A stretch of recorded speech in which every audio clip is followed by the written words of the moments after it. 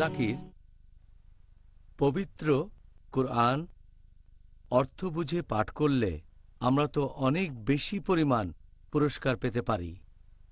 তারপরেও কেন আমরা অনেক মুসলিম ভাই বোনদের দেখি যে তারা সবসময় বিভিন্ন অজুহাত দেখায় যে অমুক কারণে তারা পবিত্র কোরআন অর্থ বুঝে পাঠ করতে পারেনি।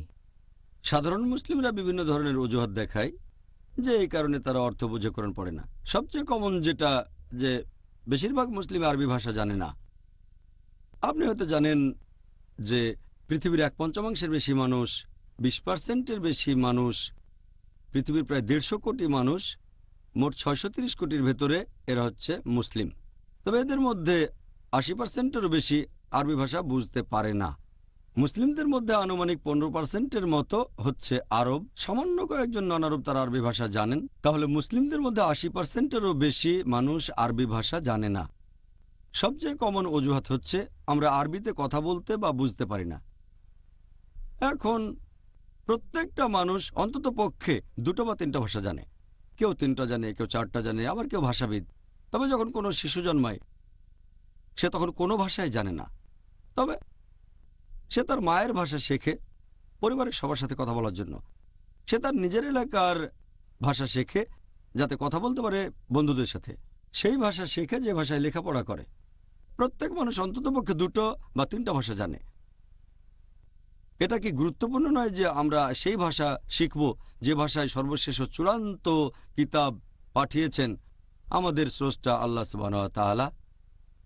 অনেক লোক বলে যে নতুন একটা ভাষা শেখা খুব কঠিন যখন বয়স বেড়ে যায়। তবে ভালো কাজের জন্য বয়স কখনো বাধা হয়ে দাঁড়ায় না। এ কথায় আমার ডক্টর মরিস বুকাইলির কথা মনে পড়ে গেল। ডক্টর মরিস বুকাইলি একজন ফ্রেঞ্চ। তাকে দেওয়া হয়েছিল ফ্রেঞ্চ একাডেমি অ্যাওয়ার্ড মেডিসিনের ক্ষেত্রে। তিনি পরীক্ষা করেছিলেন একটা মমি, ফারাও মেরনেফটা। তার সমাধি ছিল ভ্যালি অফ কিংসে। তিনি যখন মিশরে গেলেন পরীক্ষা নিরীক্ষা করার জন্য, সেখানে একজন মুসলিম বলল, তোমরা মমি পেয়েছো, এতে অবাক হওয়ার কিছু নেই। কথা কোরআনে বলা আছে সূরা ইউনূস অধ্যায় নম্বর 10 আয়াত 92 যে আল্লাহ তাআলা ফেরাউনের দেহ রক্ষা করবেন পরবর্তীকালের জন্য নিদর্শন হিসেবে। বুকাইলি অবাক হলেন যে এত পুরনো বইতে কিভাবে এমন কথা থাকতে পারে, যেগুলো জানলাম কিছুদিন আগে যে ফেরাউনের দেহ রক্ষা করা হবে। এরপরে তিনি পবিত্র কোরআনের অনুবাদ পড়লেন। আর কোরআনের অনুবাদ পড়ে তিনি এতটাই মুগ্ধ হলেন যে সরাসরি আরবিতে পবিত্র কোরআন পড়তে চাইলেন। তারপর আরবি ভাষা শিখলেন তিনি। তখন তার বয়স 50। চিন্তা করেন, একজন অমুসলিম আরবি ভাষা শিখছেন যাতে কোরআন বুঝতে পারেন ভালোভাবে। তারপর তিনি একটা বই লিখলেন, বাইবেল, কোরআন ও বিজ্ঞান। খুব বিখ্যাত একটা বই। বয়স কখনো বাধা হয় না নতুন কোনো ভাষা শেখার ক্ষেত্রে। তবে এটাও সত্যি যে সবার আগ্রহ ডক্টর মরিস বুকাইলির মতো তীব্র না। আব্দুল মজিদ দরিয়াবাদীর মত অনুযায়ী তিনি বলেছেন, যে বইটা অনুবাদ করা সবচেয়ে কঠিন সেটা হচ্ছে কোরআন। এই বই অনুবাদ করা সবচেয়ে কঠিন, কারণ পবিত্র কোরআনের ভাষা এটা খুব বিশুদ্ধ, অতিক্রম করা যায় না, ধরাছোঁয়ার বাইরে, সবার উপরে। এটা মহান, খুবই পবিত্র।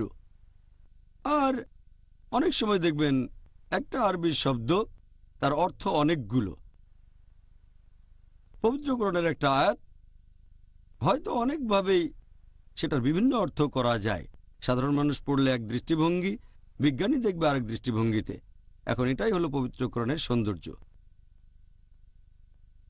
তাই আরবিতে পড়া সবচেয়ে ভালো। তবে যারা আরবি ভাষায় কথা বলতে বা বুঝতে পারে না, আলহামদুলিল্লাহ অনেক শেখ আছেন, অনেক আলেম আছেন, অনেক বিশেষজ্ঞ যারা পৃথিবীর বিভিন্ন প্রধান ভাষায় পবিত্র কোরআনের অনুবাদ করেছেন। বিশেষজ্ঞগণ পৃথিবীর বেশিরভাগ প্রধান ভাষাতেই কোরআনের অনুবাদ করেছেন। যদি আরবি ভাষা বুঝতে না পারেন তাহলে সে ভাষায় কোরআন পড়েন যে ভাষাটা আপনি সবচেয়ে ভালো বোঝেন। যদি ইংরেজি ভালো বোঝেন ইংরেজি অনুবাদ পড়েন, যদি ফ্রেঞ্চ বোঝেন তাহলে ফ্রেঞ্চ পড়েন, জার্মান বুঝলে জার্মান পড়েন, বাংলা বুঝলে বাংলাতে পড়েন। সেই ভাষাতেই পড়েন যেটা সবচেয়ে ভালো বোঝেন। এটা গুরুত্বপূর্ণ যে সেই ভাষায় কোরআন পড়ব যেটা সবচেয়ে ভালো বুঝি। এটা কোনো অজুহাত না যে আরবি জানি না, সে ভাষায় পড়েন যেটা ভালো বোঝেন। আর আলহামদুলিল্লাহ পৃথিবীর বেশিরভাগ প্রধান ভাষায় আমরা পবিত্র কোরআনের অনুবাদ এখন পড়তে পারি। পবিত্র কোরআনের অনুবাদ পৃথিবীর বেশিরভাগ প্রধান ভাষাতে পাওয়া যাবে। এছাড়াও মুসলিমরা আরও অনেক অজুহাত দেয় যে তারা ব্যবসার কাজে ব্যস্ত থাকে, চাকরিতে অথবা লেখাপড়ায়, তাই পবিত্র কোরআনের অনুবাদ পড়তে পারে না। আমাদের অনেকেই হয়তো স্কুলে যায় অথবা ভার্সিটিতে যায় বা কলেজে। আমরা এই স্কুল, কলেজে বা ভার্সিটিতে অনেক বছর কাটাই, আর আমরা সেখানে বিভিন্ন ধরনের বই পড়ি আর মুখস্থ করি, কিন্তু পবিত্র কোরআন পড়ার মতো সময় নেই।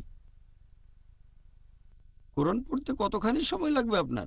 যদি আপনি কোরআনের অনুবাদ পড়েন আর একটু দ্রুত পড়েন, তাহলে পুরো কোরআন পড়তে মাত্র কয়েকটা দিন লাগবে। যদি আপনি প্রতিদিন কোরআনের এক পারা পড়েন, তাহলে সময় লাগবে 1 মাস। তারপরও অজুহাত দেখায় হাতে সময় নেই। আপনি একটা সার্টিফিকেট পাবেন স্কুল অথবা কলেজ থেকে, সেটা দিয়ে এই দুনিয়ায় কাজ হতে পারে, নাও পারে। অনেক মানুষ আছে যারা গ্র্যাজুয়েট কিন্তু বেকার। আর তারপর আখিরাতে যদি এই শিক্ষা আপনাকে আল্লাহর কাছাকাছি না নিয়ে যায়, সেটা তাহলে আখিরাতে মূল্যহীন।